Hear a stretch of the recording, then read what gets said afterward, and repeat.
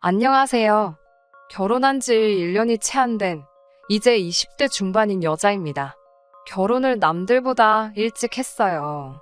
남편도 저보다 연상이기는 하지만 나이 차이가 많이 나지 않습니다. 저나 남편이나 아직 결혼하기에는 조금 나이가 어린 편인 걸 떠나서 아무래도 결혼이라는 게 서로 다른 두 집안이 만나 하나의 가족을 꾸리는 일이니 당연히 그 과정에서 의견 다툼도 생길 것이고 어려운 시간도 있을 거라는 건 진작에 알고 있었습니다. 말한 대로 쉽지만은 않을 거라 미리 마음의 준비도 다 하고 있었지만 이렇게 시작부터 이런 식의 고난의 시간이 있을 거라곤 상상하지 못했네요. 서울에서 나고 자란 저는 전문대를 졸업한 뒤 작은 무역회사에 취업을 했습니다. 부모님은 원하면 편입을 해서 4년제 대학을 도전해봐도 좋다고 하셨지만 당시 저는 공부에는 큰 미련이 없었고 하루라도 더 빨리 돈을 벌고 싶었습니다. 그래서 직장 생활을 먼저 시작했는데 거기서 지금 남편을 만나게 되었네요. 남편은 거래처 직원으로 영업일로 회사에 자주 들락거리는 사람이었습니다. 서글서글하고 인사성이 밝은 사람이라서 항상 사무실에 방문하면 직원들 한 명 한 명을 찾아가 인사를 할 정도였습니다. 저나 남편이나 각자 직장에서 제일 어렸고 같은 또래로 나이도 비슷했기 때문에 금방 가까워질 수 있었습니다. 비록 둘 다 직장인이었어도 회사 생활을 일찍 했을 뿐인 여타 다른 대학생들처럼 아직 한창 때의 20대였으니 남편과 저는 조금씩 인연을 쌓아가다가 가벼운 마음으로 연애를 시작했어요. 적어도 저는 그랬습니다. 연애하면서부터 결혼을 생각하고 만남을 시작하는 사람들이 제 또래에 얼마나 있을까요? 저도 그랬습니다. 처음엔 결혼까지 생각했던 건 아니었어요. 하지만 남자친구는 달랐던 것 같아요. 남자친구는 어려서부터 하루빨리 가정을 이루는 게 꿈이었다면서 사귄 지 6개월쯤 됐을 무렵 저에게 자기 집에 인사를 가자고 하더라고요. 저는 부담스러워서 싫다. 결혼하는 거 생각해 본 적도 없고 나는 하고 싶은 게 아직 많다고 선을 그었지만 남편은 제가 하고 싶은 거 다 하게 해준다며 결혼하자고 끈질기게 저를 졸랐어요. 솔직히 남편의 끈질김이 부담스럽기도 했지만 한편으로는 남편이 정말 저를 사랑한다는 생각이 들더라고요. 보통 저희 나이에 연애를 한다고 해도 결혼하겠다 저렇게 강렬하게 표현하는 사람은 없잖아요.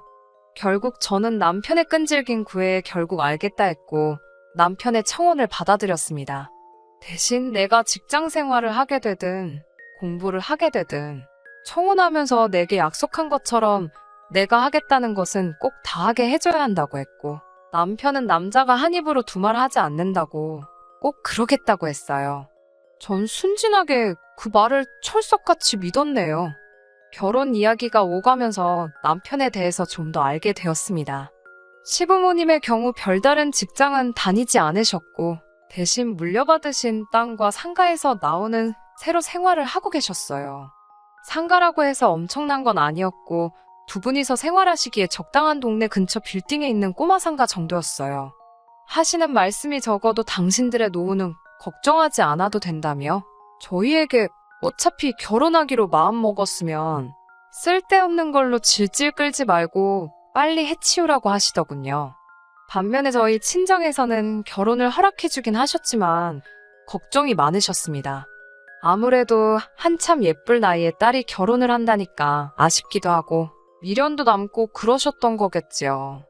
특히 친정어머니는 다시 한번 생각해보는 게 어떻겠냐며 저를 몇 번이고 말리셨어요. 제가 그러다 이렇게 날 좋아하는 사람을 다시는 못 만나면 어쩌냐 하니까 왜 그런 바보 같은 생각을 하냐면서 그런 걱정 때문에 하는 결혼이라면 절대로 하지 말라고 하셨어요. 하지만 자식 이기는 부모 없다고 제가 그렇게 하고 싶다 하니 결국 행복하게 잘 살라며 허락을 해주셨죠. 이게 아들 가진 부모와 딸 가진 부모의 차이인가? 그런 생각을 하면서 남편과 결혼을 진행하게 되었습니다. 결혼식을 올리기까지는 큰 어려움은 없었습니다. 적당히 생략할 건 생략하고 신혼집 같은 경우도 원래는 시댁에서 전세를 구해준다고 해줬었는데 적당한 매물이 많이 없었습니다. 마음에 안 드는 집에서 살고 싶지도 않았고 전세가가 애매해서 이럴 바엔 남편과 제가 조금만 더 노력해서 월급을 모으면 최소한의 대출을 끼고 전세가 아니라 자가를 할 수 있겠더라고요. 그래서 일단 급한 대로 월세로 나온 풀옵션 빌라를 알아보고 있었는데 친정 부모님께서 그럴 바에는 두 분이 투자 목적으로 가지고 계신 오피스텔에서 시작을 하라고 배려를 해주셨습니다. 그래서 제가 그럼 세는 어찌할 거냐니까 남편이 그럼 그 세는 자기가 자기 부모님, 그러니까 시부모님한테 받아서 주겠다고 하더라고요. 친정 부모님은 사실 아무것도 받고 싶지 않아 했지만 투자 목적으로 가지고 계신 거다 보니 아직 대출이 남아 있었거든요. 그래서 딱 한 달 상환금만큼만이라도 저희가 세 대신에 드리기로 정했습니다. 어차피 월세를 구해 들어가려 했으니 세가 발생하는 건 당연한 일이었고 생판 모르는 사람 집에 보증금까지 넣어서 들어갈 바에야 친정 부모님이 가지고 계신 오피스텔에 들어가는 게 저희 입장에서도 훨씬 경제적이었지요. 다행히 시부모님도 그 부분에 있어서는 동의를 해주셨기 때문에 모든 것이 잡음 없이 흘러갔습니다. 하지만 생각지도 못한 곳에서 시부모님과 부딪히게 되었어요. 그건 바로 혼인신고 때문이었습니다. 저는 결혼한 부부가 혼인신고를 하고 사는 건 너무나 당연하고 상식적인 일이라고 생각했어요. 그래서 이 문제를 시댁과 상의해야 할 필요성을 조금도 느끼지 못했습니다. 신혼여행에서 돌아오자마자 시댁에 인사를 갔을 때였어요. 무슨 이야기를 하다가 이야기가 나와서 제가 혼인신고는 여독이 풀리고 다음 주쯤 하려고 한다 말씀드렸는데 시어머니가 깜짝 놀라면서 혼인신고는 아이를 낳기 전까지는 할 생각 하지 말라고 하시더군요. 그래서 제가 그게 무슨 말씀이세요? 라고 되물었더니 요즘 젊은 사람들이 워낙 영악하지 않냐면서 혹시 모를 상황을 대비하는 거니 저더러 이해를 해달라 하시더군요. 듣고 있는데도 그게 도저히 무슨 말인지 이해가 안 돼서 그게 대체 무슨 말씀이시냐고 재차 물었습니다. 그러자 시어머니가 답답하다는 듯이 혼인신고까지 했는데 제가 애도 안 낳고 있다가 이혼한다고 위자료 내놓으라고 하면 자기 아들, 그러니까 제 남편이 쪽박 차지 않겠냐는 거예요.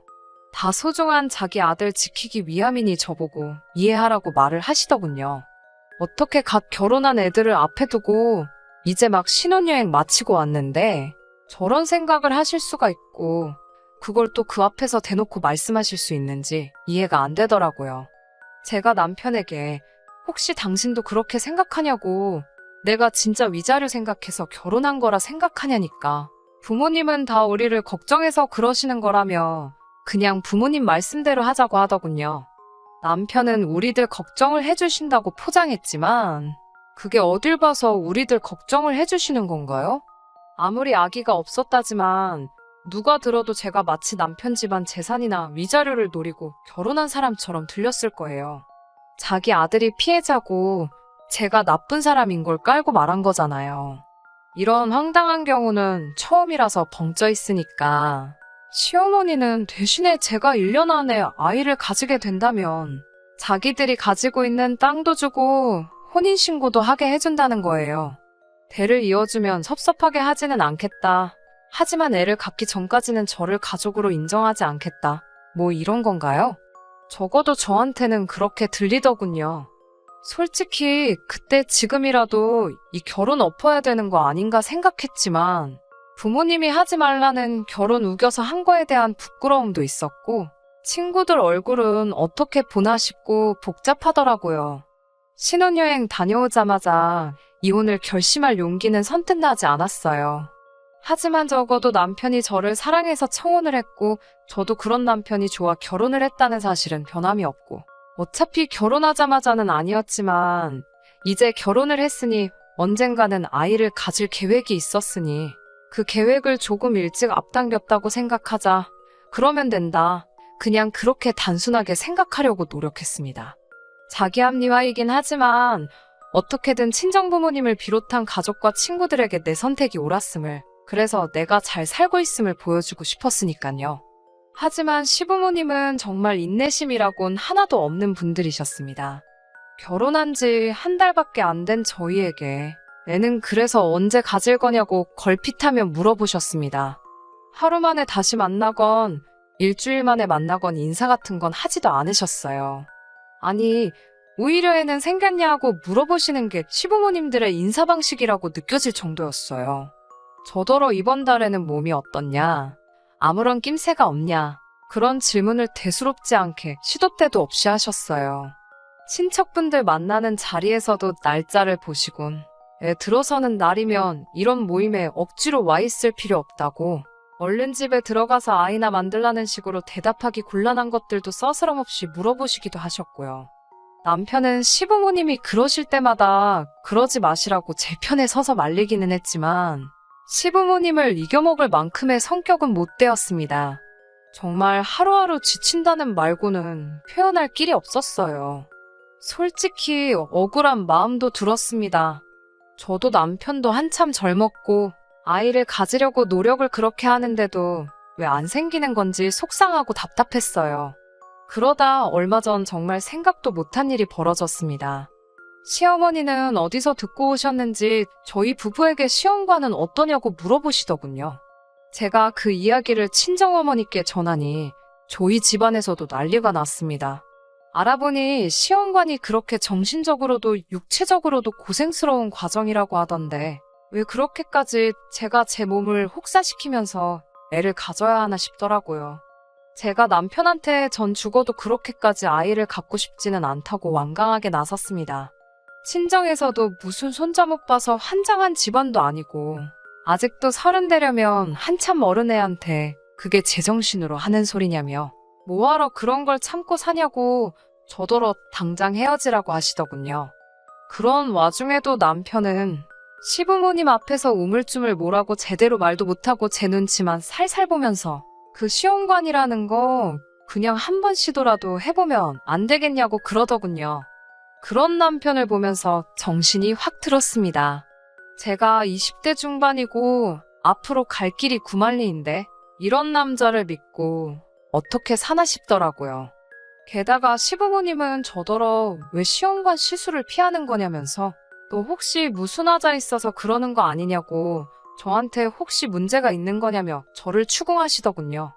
제가 무슨 물건도 아니고 사람을 앞에 두고 하자가 있네 없네 운운하시니 헤어질 때 헤어지더라도 제가 문제가 없다는 건 알려드려야 직성이 풀리겠더군요.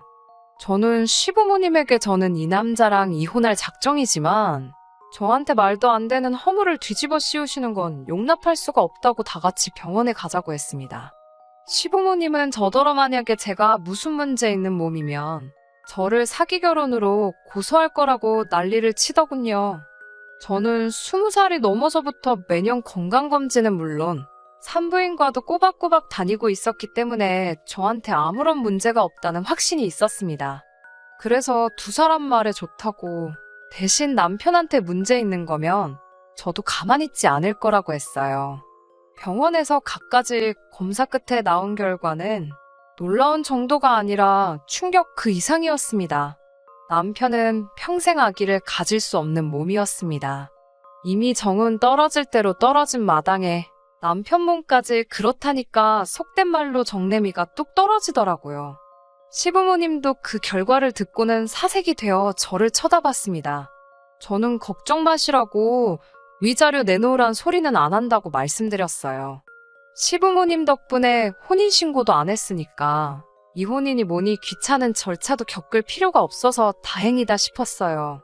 어차피 이렇게 됐을 거 신혼여행 다녀온 거 그냥 애인과 해외여행 다녀온 셈치고 시부모님이 애 낳기 전까진 혼인신고 못 해준다는 말 꺼내셨을 때 이혼을 했어야 하는 건데 그놈의 정 때문에 괜히 참았다는 생각이 들더라고요. 위자료야 그냥 몇 달 친정부모님 대신에 월세로 대출금 갚아준 거 받은 셈 치면 되겠지만 허송세월 낭비한 시간은 돌아오지 않기 때문에 아깝다는 생각도 들었습니다. 그래도 덕분에 혼인신고를 안 올렸어서 이혼녀 딱지는 면하게 되었으니 어떻게 보면 조금 감사해야 할 일일까요? 하지만 그때부터 시부모님이 태도를 싹 바꾸시곤 저한테 매달리시더군요. 애시당초 둘이 사랑해서 한 결혼인데 어떻게 남편이 아프다고 아내가 남편을 떠날 수 있냐면서 부부의 연이 그렇게 쉽게 끊어지는 게 아니라나요. 그래서 제가 언제 저희를 부부로 인정이나 해주셨냐고 따졌어요. 그리고 그게 재구실을 못하는 게 왜 아픈 거냐고. 씨 없는 수박이나 씨 있는 수박이나 둘 다 똑같은 수박 아니냐. 멀쩡한 어머님 아들 환자 만들지 말라고 했어요. 시부모님이 그러지 말고 지금이라도 우리 가족 넷이서 오순도순 행복하게 살자 그랬어요. 자기들도 자기 아들이 저래가지고 어떤 여자가 시집 오겠나 싶었던 거겠죠. 그 와중에도 소름 돋는 건 애를 못 낳는다는 걸 알자마자 그 사이에 또 계산을 한 건지 넷이서 같이 살자고 제안하셨다는 거죠. 대를 이어줄 자식을 지 자식 문제로 못 낳게 되었다지만 그 와중에도 한 푼 손해는 보고 싶지 않으셨는지 넷이서 살자는 말인즉슨 저보고 들어와서 살면서 자기들 수발 들으며 시집살이 하라는 뜻이잖아요. 그 와중에도 그런 생각을 했다는 게 순간적인 기지로 나온 게 아니라 이미 남편 결혼한다는 이야기 나왔을 때부터 언젠가는 은근슬쩍 합가를 하려는 계획이 있었다는 것도 다 티가 나더라고요.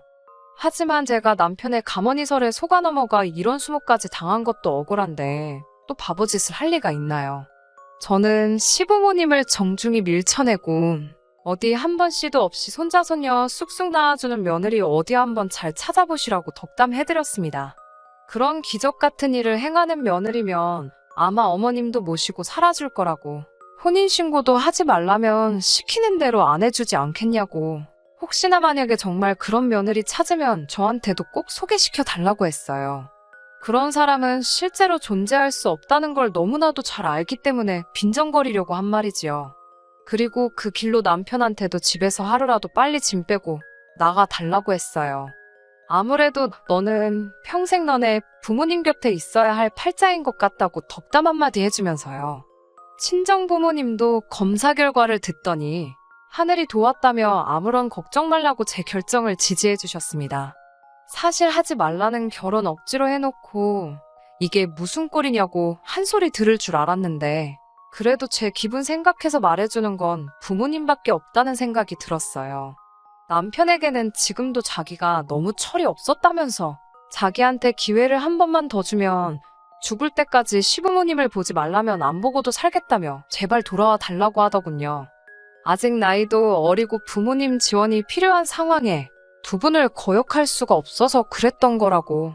하지만 이제는 다르다고 180도 변한 자기 모습을 보여주겠다고 호언장담을 하더라고요. 한때 사랑했던 사람이니 불쌍한 마음이 드는 건 사실이지만 흙탕물인 걸 알면서 제가 그걸 왜 또 마시겠어요. 인생 공부 진하게 했다 생각하고 정말 저를 환영해주고 사랑해주는 가족을 가진 상대방을 만날 때까지는 저도 제가 하고 싶은 일을 찾아서 즐겁게 살 작정입니다. 들어주셔서 감사합니다. 끝까지 들어주셔서 감사합니다. 오늘의 사연은 여기까지입니다. 구독과 좋아요, 알람 설정 부탁드리고 더 좋은 사연으로 다시 찾아뵙겠습니다. 감사합니다.